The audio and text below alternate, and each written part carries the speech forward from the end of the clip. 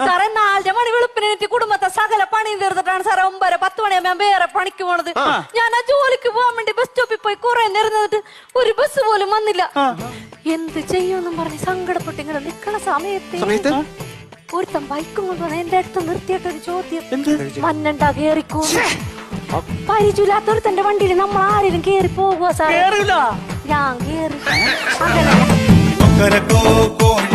പോണ സമയത്തേ അവനെ ഒരു ചായക്കടയുടെ മുമ്പിൽ കൊണ്ട് നിർത്തിട്ട് ചോദിക്കണേ, ചായ വേണോ കാപ്പി വേണോന്ന്?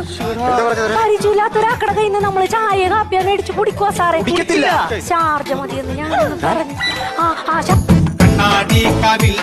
ഞാൻ കുടിച്ചോണ്ടിരിക്കണ സമയത്തുണ്ടല്ല അവൻ വേറൊരു തമാശ, നമുക്കൊരു സിനിമക്ക് പോയാലോ?